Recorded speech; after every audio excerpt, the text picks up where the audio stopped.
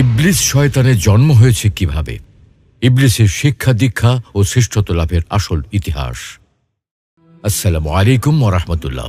প্রিয় দর্শক, মানুষের প্রকাশ্য শত্রু ইবলিস ছিল জিন জাতির সন্তান, কিন্তু একাগ্র চিত্তে ও নিষ্ঠার সাথে আল্লাহর ইবাদত বন্দেগী করতে করতে একটা পর্যায়ে সে ফেরেশতাদের সর্দার হয়ে উঠল। তাহলে পরবর্তীতে কেন সে হয়ে গেল আমৃত্যু অভিশপ্ত?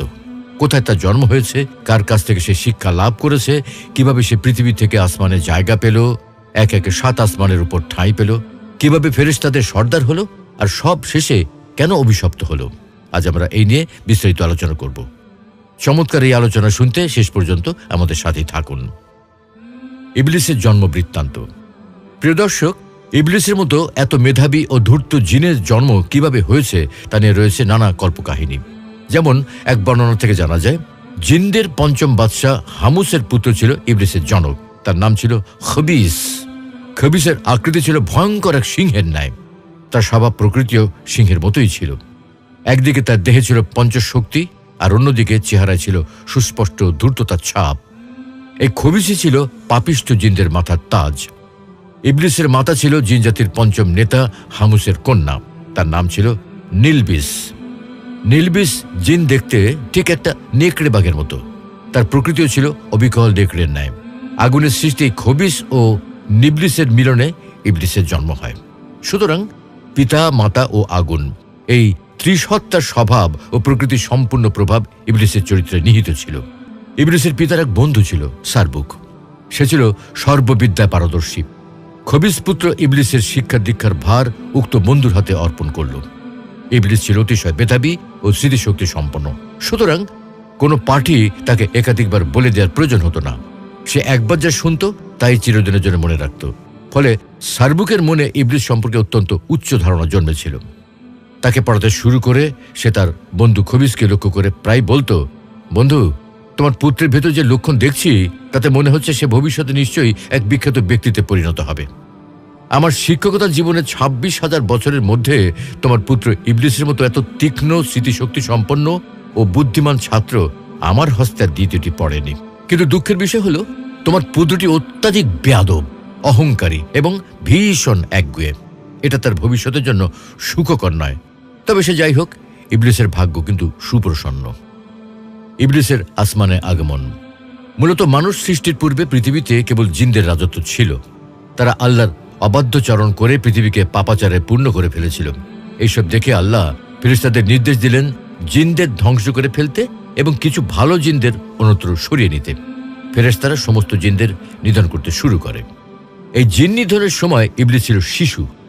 সুদর্শন ইবলিসকে দেখে ফেরেশতারা মায়ায় পড়ে গেল। স্নেহবশত হত্যা না করলে উল্টা তাকে লালন পালন করার জন্য আল্লাহর নিকট অনুমতি কামনা করে। আল্লাহর কাছে তারা প্রার্থনা করল যেন তাকে রেহাই দেয়া হয়। আল্লাহ মুচকি হাসলেন, কিন্তু ফেরেশতাদের প্রার্থনা মঞ্জুর করলেন। অনুমতি পেয়ে ফেরেশতারা ইবলিসকে আসমানে নিয়ে যায়। ফেরেশতারা তাকে প্রথম আসমানে নিয়ে নিজেদের প্রকৃতি ও স্বভাব অনুযায়ী আল্লাহর ইবাদত বন্দেগীর নিয়মকানুন শিক্ষাদান করল। ইবলিস স্বীয় প্রতিভা বলে অনায়াসে ও অল্প সময় শিক্ষা লাভ করে দীর্ঘ 1000 বছর প্রথম আসমানে আল্লাহর ইবাদত করল। সেখানকার ফেরেশতারা তার ইবাদতে একাগ্রতা ও নিষ্ঠা দেখে অবাক হয়ে বলতে লাগলো, আমরা ফেরেশতারা জাতি কেবল আল্লাহর ইবাদতের জন্যই সৃষ্টি হয়েছি। একমাত্র ইবাদতই আমাদের শিক্ষা দীক্ষা ও ধ্যান ধারণা সবকিছু। ইবাদতই আমাদের একমাত্র কাজ। তবু কি আশ্চর্য, ইবলিস আমাদের কাছে ইবাদতের কায়দা কানুন শিখে যে ইবাদত করছে, তাতে তার ইবাদতের তুলনায় আমরা নিজেদেরকে তো মোটেই ইবাদতকারী বলতে পারি না। আমাদের ফেরেশতাকুলের মধ্যে তো কাউকে এমন ধারায় ও এমন নিবিড়ভাবে কখনোই ইবাদত করতে দেখিনি। মনে হচ্ছে এখন এর কাছে আমাদের অনেক কিছু শেখার আর বোঝার আছে। ফেরেশতারা তার ইবাদত বন্দেগী দেখে এত মুগ্ধ হলো, তারা ইবলিসের নামকরণ করল হাসেব। ইবলিস প্রথম আসমানে 1000 বছর ইবাদতের পর দ্বিতীয় আসমানের ফেরেশতারা অতি আদর করে তাকে নিজেদের কাছে নিয়ে গেল। ইবলিস দ্বিতীয় আসমানে পৌঁছেও পূর্বাপেক্ষা আরও বেশি পরিমাণে ইবাদতে মশগুল হলো। এই আসমানের ফেরেশতারা তার ইবাদত দেখে তাকে ধন্য ধন্য করতে লাগলো এবং শতমুখে তার প্রশংসা করতে লাগলো। তারা ইবলিসের নামকরণ করল আবেদ। দ্বিতীয় আসমানে 1000 বছর অবস্থানের পর তৃতীয় আসমানের ফেরেশতারা তাকে নিয়ে গেল। তৃতীয় আসমানে এসে সে আরও বেশি পরিমাণে পরম একাগ্রতা ও মনোযোগের সাথে আল্লাহর ইবাদত শুরু করে দিল।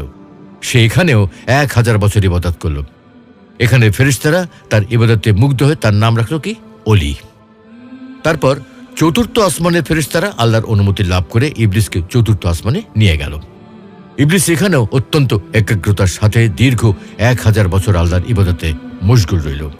এখানকার ফেরেশতারা তার ইবাদতে খুশি হয়ে নাম রাখল সালেহ। এইভাবে অবশিষ্ট সকল আসমানে উন্নীত হয়ে প্রত্যেক আসমানে 1000 বছর করে ইবাদত করল। তখন পুরো ফেরেশতা জগৎই তার প্রশংসায় মুখরিত হয়ে গেল। সকল ফেরেশতার সন্তুষ্টির ফলে সে সপ্তম আসমানে উপনীত হয়ে পরম সুখে শান্তিতে বসবাস শুরু করল। ইবলিস ফেরেশতাদের নিকট থেকেই আদব কায়দা এবং ইবাদতের রীতিনীতি শিখেছিল। অত্যন্ত মেধাবী হওয়ায় যার শিক্ষালাভ করত তার কোনো কিছুই আর ভুলত না। সুতরাং অতি অল্প সময়ে ফেরেশতাদের নিকট হতে সে সর্ববিষয়ে এত বেশি অভিজ্ঞতা অর্জন করল যে এখন তার ওস্তাদ ফেরেশতাদের তুলনায় তার জ্ঞানী বেশি হয়ে গেল। তদ্রূপ ফেরেশতাদের ইবাদতের পরিমাণ অপেক্ষা তার ইবাদতের পরিমাণ অনেক বেশি বৃদ্ধি পেল। 7 আসমান ও জমিনের এমন একটি স্থানও বাকি থাকল না যেখানে ইবলিসের সিজদা পড়েনি। ফেরেশতারা ইবলিসের ইবাদত বন্দিকে দেখে উপলব্ধি করতে লাগলো যে ইবলিসকে তারা শিক্ষাদান করেছে, এখন সেই ইবলিসের কাছেই তাদের অনেক কিছু শেখার আছে।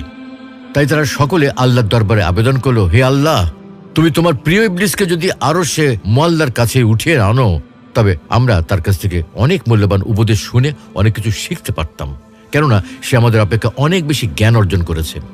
মহান আল্লাহ পাক ফেরেশতাদের এই আবেদন মঞ্জুর করে ইবলিসকে আরশে মুআল্লার নিকট নিয়ে আসলেন। আরশে মুআল্লার কাছে রয়েছে ইয়াকুত নির্মিত একটি সুউচ্চ মিম্বর। ইবলিস উক্ত মিম্বরে আল্লাহর ইবাদতে রত হল। অবসর সময় সে ফেরেশতাদেরকে ওয়াজ নসিহত করতে লাগলো। ফেরেশতারা তার ওয়াজ ও অমূল্য উপদেশ শুনে মুগ্ধ হয়ে সকলেই তার প্রশংসা করতে লাগলো। শেষ পর্যন্ত সে ফেরেশতাগণের শিক্ষক নামে পরিচিত হয়ে গেল। ইবলিসের দুনিয়ায় আগমন। আল্লাহর আদেশে ফেরেশতারা শেষবার জিনদেরকে হত্যা করার পরেও পাহাড়, পর্বত ও বনে জঙ্গলে লুকিয়ে থেকে কিছু সংখ্যক জিন প্রাণ রক্ষা করে। ক্রমে তাদের বংশ বৃদ্ধি পেয়ে আবার জিনদের দিয়ে জগৎ পরিপূর্ণ হয়ে গিয়েছিল, কিন্তু তাদেরকে হিদায়াত করার জন্য পয়গম্বর বা আল্লাহর দূত ছিল না। ফলে জিন জাতি ভীষণ পাপাচারী হয়ে উঠেছিল। আল্লাহ ইবলিসকে আদেশ করলেন, হে ইবলিস, তোমার ইবাদত বন্দেগী ও আমার প্রতি তোমার আনুগত্যে আমি তোমার প্রতি অত্যন্ত সন্তুষ্ট হয়েছি। এবার তোমার প্রতি আমার নির্দেশ হলো, তুমি দুনিয়াতে গিয়ে তোমার স্বজাতীয় জিনদেরকে সৎপথে প্রদর্শন করো। মহান আল্লাহর এই নির্দেশ শুনে ইবলিস বলল, হে মাবুদ, আপনার নির্দেশ আমি অবশ্যই পালন করব, তবে আমার একটা আরজ হলো, আপনি আমাকে এমন ক্ষমতা দান করুন যেন সারাদিন দুনিয়াতে জিনদেরকে হেদায়েত করে সন্ধ্যায় আবার আমি এখানে ফিরে এসে সারা রাত আপনার ইবাদত ও ফেরেশতাদেরকে নসিহত করতে পারি। আল্লাহ পাক ইবলিসের এই আবেদন কবুল করলেন। তখন ইবলিস অত্যন্ত আনন্দ চিত্তে দুনিয়ায় নেমে আসলো এবং জিনদেরকে হেদায়েতের কাজে আত্মনিয়োগ করল। কিন্তু একাধারে বহুদিন পর্যন্ত সে আপ্রাণ চেষ্টা ও পরিশ্রম করা সত্ত্বেও সামান্য কিছু সংখ্যক জিন ব্যতীত প্রায় সকলেই ইবলিসের বিরুদ্ধাচরণ করতে লাগলো। তখন ইবলিস আবার আল্লাহর দরবারে প্রার্থনা করল, হে মাবুদ, আমাকে এমন ক্ষমতা দিয়ে দিন যাতে এই অবাধ্যচারী জিনদেরকে আমি সমূলে ধ্বংস করতে পারি। আল্লাহ তাআলা ইবলিসের আবেদন শুনে জিনদেরকে ধ্বংস করার জন্য আসমান থেকে অগণিত ফেরেশতা দুনিয়ায় প্রেরণ করলেন। ফেরেশতাদের সঙ্গে ইবলিসের অনুগত বহু জিনও যোগদান করল। ফেরেশতা ও ইবলিসের বাধ্যগত জিনদের আক্রমণে কিছু সংখ্যক পথভ্রষ্ট জিন সৎপথ অবলম্বন করে প্রাণ রক্ষা করল, বাকি সমস্ত পাপী জিন প্রাণ হারালো। ইবলিস দুনিয়ার কার্য থেকে অবসর নিয়ে পুনরায় একাগ্র চিত্তে আল্লাহর ইবাদতে মশগুল হল। আল্লাহর দরবারে তার কৃত সিজদার সংখ্যা যে কত ছিল তা কারোর পক্ষে হিসাব করা সম্ভব নয়। আসমান, জমিনে ও আরশে মুআল্লার নিকটে এমন কোন স্থান অবশিষ্ট ছিল না যেখানে ইবলিস অসংখ্য সিজদা দেয়নি।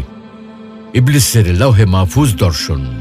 ইবলিস আল্লাহর দরবারে প্রার্থনা জানালো, হে প্রভু, তোমারই অসীম অনুগ্রহে আমি অতি সামান্য স্তর থেকে সসম্মানে অতি উচ্চ স্তরে পৌঁছেছি। তোমারই অসীম অনুগ্রহে আমি তোমার নৈকট্য লাভ করতে সমর্থ হয়েছি। এখন আমার মনের একান্ত বাসনা হলো তোমার পবিত্র লৌহে মাহফুজ দর্শন করে আমার জীবন ধন্য ও সার্থক করি। তুমি অনুগ্রহ করে আমার এই আকাঙ্ক্ষা পূরণ করো। পরম দয়ালু আল্লাহ ইবলিসের প্রার্থনা কবুল করে মিকাইল ফেরেশতাকে নির্দেশ দিলেন ইবলিসকে পবিত্র লৌহে মাহফুজের একান্ত নিকটে নিয়ে দেখিয়ে আনার জন্য। আল্লাহর নির্দেশ অনুযায়ী মিকাইল আলাইহিস সালাম ইবলিসকে লৌহে মাহফুজের নিকটে নিয়ে গেল। ইবলিস সেখানে পৌঁছে এক দৃষ্টিতে লাহে মাহফুজের দিকে তাকিয়ে অদৃষ্টলিপি পাঠ করতে লাগলো। হঠাৎ এক স্থানে তার দৃষ্টি পড়ল। সেখানে লিখিত রয়েছে, আল্লাহর এক বান্দা 6 লক্ষ বছর পর্যন্ত ইবাদত করবে, কিন্তু অবশেষে আল্লাহর একটি আদেশ অমান্য করে জান্নাত থেকে বিতাড়িত হবে। ওই বান্দা আসমান ও জমিনে মালউন বা অভিশপ্ত নামে পরিচিত হবে। ইবলিস এই লিপি পাঠের পর কেঁদে ফেলল এবং সিজদায় পতিত হল। সিজদায় সে দীর্ঘ 6000 বছর অতিবাহিত করল। 6000 বছর পর মাথা তুলে দেখতে পেল সিজদার জায়গায় লিখিত রয়েছে, ইবলিসের উপর আল্লাহর অভিশাপ বর্ষিত হোক। ইবলিস আরজ করল, হে আমার রব, ইবলিস কে? তাকে দেখিয়ে দিন, আমি তাকে যথোচিত শিক্ষা দেই। জবাবে আল্লাহ ইবলিসকে বলেন, অচিরেই তুমি তাকে দেখতে পাবে। একথা শুনে ইবলিস সেখানে দাঁড়িয়ে 1000 বছর পর্যন্ত পাঠ করল, লানাতুল্লাহি আলা ইবলিস, ইবলিসের উপর আল্লাহ লানত বর্ষিত হোক।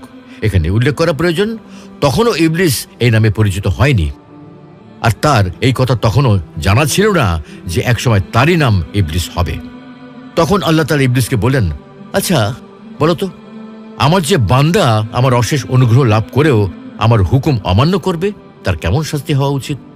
জবাবে ইবলিস বলল, হে আমার রব, এরূপ অকৃতজ্ঞ ব্যক্তির উপর আপনার কঠিন শাস্তি ও অভিশাপ বর্ষিত হওয়া উচিত। আল্লাহ তাআলা বললেন, তোমার এই মন্তব্যটা এক টুকরা তখতিতে লিখে তোমার নিকটে রেখে দাও, পরে তা কাজে আসতে পারে। তখনই ইবলিস এক টুকরা তখতিতে কথাটা লিখে রাখল। ইবলিসের মনে কুমতলবের সূত্রপাত। উল্লিখিত ঘটনার কিছুদিন পরে হঠাৎ একদিন ইবলিস মনে মনে ভাবল, এখন তো ফেরেশতা ও জিনের রাজ্যে এমন কোনো ফেরেশতা বা জিন নেই যে আমার কোনো নির্দেশ অমান্য করে, কেননা আসমান, জমিন বা জিন ও ফেরেশতাকুলের মাঝে আমার প্রভাব এখন অতুলনীয়। আমার প্রভাব, প্রতিপত্তি ও ক্ষমতার সাথে মোকাবেলা করার মতো এখন আর কেউ নেই।